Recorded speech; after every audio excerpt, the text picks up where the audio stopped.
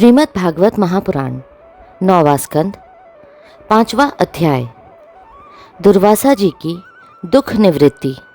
श्री सुखदेव जी कहते हैं, परीक्षित, जब भगवान ने इस प्रकार आज्ञा दी तब सुदर्शन चक्र की ज्वाला से जलते हुए दुर्वासा लौटकर राजा अम्बरीश के पास आए और उन्होंने अत्यंत दुखी होकर राजा के पैर पकड़ लिए।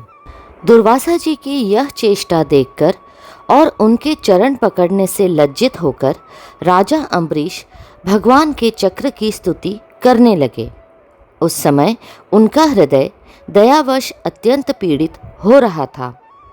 अम्बरीश ने कहा, प्रभु सुदर्शन, आप अग्नि स्वरूप है, आप ही परम समर्थ सूर्य है। समस्त नक्षत्र मंडल के अधिपति चंद्रमा भी आपके स्वरूप है। जल, पृथ्वी, आकाश, वायु, पंच तन्मात्रा और संपूर्ण इंद्रियों के रूप में भी आप ही है। भगवान के प्यारे हजार दांत वाले चक्रदेव, मैं आपको नमस्कार करता हूँ।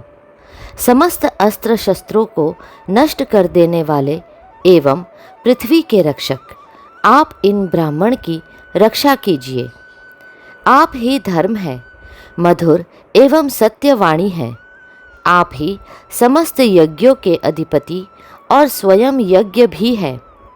आप समस्त लोकों के रक्षक एवं सर्वलोक स्वरूप भी है। आप परम पुरुष परमात्मा के श्रेष्ठ तेज है। सुनाभ, आप समस्त धर्मों की मर्यादा के रक्षक है। अधर्म का आचरण करने वाले असुरों को भस्म करने के लिए आप साक्षात अग्नि है। आप ही तीनों लोकों के रक्षक एवं विशुद्ध तेजोमय है। आपकी गति मन के वेग के समान है और आपके कर्म अद्भुत है। मैं आपको नमस्कार करता हूँ, आपकी स्तुति करता हूँ। वेदवाणी के अधीश्वर, आपके धर्ममय तेज से अंधकार का नाश होता है और सूर्य आदि महापुरुषों के प्रकाश की रक्षा होती है। आपकी महिमा का पार पाना अत्यंत कठिन है। ऊंचे नीचे और छोटे बड़े के भेदभाव से युक्त यह समस्त कार्य कारणात्मक संसार आपका ही स्वरूप है। सुदर्शन चक्र, आप पर कोई विजय नहीं प्राप्त कर सकता। जिस समय निरंजन भगवान आपको चलाते हैं और आप दैत्य एवं दानवों की सेना में प्रवेश करते हैं, उस समय युद्ध भूमि में उनकी भुजा, उदर, जंघा, चरण और गर्दन आदि निरंतर काटते हुए आप अत्यंत शोभायमान होते हैं। विश्व के रक्षक, आप रणभूमि में सबका प्रहार सह लेते हैं।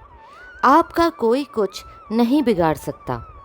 गदाधारी भगवान ने दुष्टों के नाश के लिए ही आपको नियुक्त किया है। आप कृपा करके हमारे कुल के भाग्योदय के लिए दुर्वासा जी का कल्याण कीजिए। हमारे ऊपर यह आपका महान अनुग्रह होगा। यदि मैंने कुछ भी दान किया हो, यज्ञ किया हो अथवा अपने धर्म का पालन किया हो, यदि हमारे वंश के लोग ब्राह्मणों को ही अपना आराध्य देव समझते रहे हो, तो दुर्वासा जी की जलन मिट जाए। भगवान समस्त गुणों के एकमात्र आश्रय है। यदि मैंने समस्त प्राणियों के आत्मा के रूप में उन्हें देखा हो और वे मुझ पर प्रसन्न हो, तो दुर्वासा जी के हृदय की सारी जलन मिट जाए। श्री सुखदेव जी कहते हैं, जब राजा अम्बरीश ने दुर्वासा जी को सब ओर से जलाने वाले भगवान के सुदर्शन चक्र की इस प्रकार स्तुति की, तब उनकी प्रार्थना से चक्र शांत हो गया। जब दुर्वासा चक्र की आग से मुक्त हो गए और उनका चित्त स्वस्थ हो गया, तब वे राजा अम्बरीश को अनेकानेक उत्तम आशीर्वाद देते हुए उनकी प्रशंसा करने लगे। दुर्वासा जी ने कहा, धन्य है, आज मैंने भगवान के प्रेमी भक्तों का महत्व देखा। राजन, मैंने आपका अपराध किया, फिर भी आप मेरे लिए मंगल कामना ही कर रहे हैं। जिन्होंने भक्त वत्सल भगवान श्री हरि के चरण कमलों को दृढ़ प्रेम भाव से पकड़ लिया है, उन साधु पुरुषों के लिए कौन सा कार्य कठिन है। जिनका हृदय उदार है वे महात्मा भला किस वस्तु का परित्याग नहीं कर सकते। जिनके मंगलमय नामों के श्रवण मात्र से जीव निर्मल हो जाता है, उन्हीं तीर्थपाद भगवान के चरण कमलों के जो दास है, उनके लिए कौन सा कर्तव्य शेष रह जाता है। महाराज अम्बरीश, आपका हृदय करुणा भाव से परिपूर्ण है। आपने मेरे ऊपर महान अनुग्रह किया। अहो, आपने मेरे अपराध को भुलाकर मेरे प्राणों की रक्षा की है। परीक्षित, जब से दुर्वासा जी भागे थे, तब से अब तक राजा अम्बरीश ने भोजन नहीं किया था। वे उनके लौटने की बाट देख रहे थे। अब उन्होंने दुर्वासा जी के चरण पकड़ लिए और उन्हें प्रसन्न करके विधि पूर्वक भोजन कराया। राजा अम्बरीश बड़े आदर से अतिथि के योग्य सब प्रकार की भोजन सामग्री ले आए। दुर्वासा जी भोजन करके तृप्त हो गए। अब उन्होंने आदर से कहा, राजन, अब आप भी भोजन कीजिए। अम्बरीश, आप भगवान के परम प्रेमी भक्त हैं। आपके दर्शन, स्पर्श, बातचीत और मन को भगवान की ओर प्रवृत्त करने वाले आतिथ्य से मैं अत्यंत प्रसन्न और अनुग्रहित हुआ हूँ। स्वर्ग की देवांगनाएं बार बार आपके इस उज्जवल चरित्र का गान करेंगी। यह पृथ्वी भी आपकी परम पुण्यमयी कीर्ति का संकीर्तन करती रहेंगी। श्री सुखदेव जी कहते हैं, दुर्वासा जी ने बहुत ही संतुष्ट होकर राजा अम्बरीश के गुणों की प्रशंसा की और उसके बाद उनसे अनुमति लेकर आकाश मार्ग से उस ब्रह्मलोक की यात्रा की जो केवल निष्काम कर्म से ही प्राप्त होता है।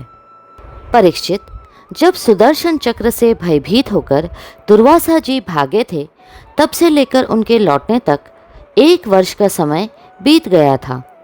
इतने दिनों तक राजा अम्बरीश उनके दर्शन की आकांक्षा से केवल जल पीकर ही रहे। जब दुर्वासा जी चले गए, तब उनके भोजन से बचे हुए अत्यंत पवित्र अन्न का उन्होंने भोजन किया। अपने कारण दुर्वासा जी का दुख में पड़ना और फिर अपनी ही प्रार्थना से उनका छूटना, इन दोनों बातों को उन्होंने अपने द्वारा होने पर भी भगवान की ही महिमा समझा। राजा अम्बरीश में ऐसे ऐसे अनेकों गुण थे। अपने समस्त कर्मों के द्वारा वे परब्रह्म परमात्मा श्री भगवान में भक्ति भाव की अभिवृद्धि करते रहते थे। उस भक्ति के प्रभाव से उन्होंने ब्रह्मलोक तक के समस्त भोगों को नरक के समान समझा। तदनंतर राजा अम्बरीश ने अपने ही समान भक्त पुत्रों पर राज्य का भार छोड़ दिया और स्वयं वे वन में चले गए। वहाँ वे बड़ी धीरता के साथ आत्मस्वरूप भगवान में अपना मन लगाकर गुणों के प्रवाह रूप संसार से मुक्त हो गए। परीक्षित, महाराज अम्बरीश का यह परम पवित्र आख्यान है। जो इसका संकीर्तन और स्मरण करता है, वह भगवान का भक्त हो जाता है। अगला अध्याय शीघ्र ही साझा होगा। कृपा करके लाइक, सब्सक्राइब और शेयर करें। हरे कृष्णा कृष्णा कृष्णा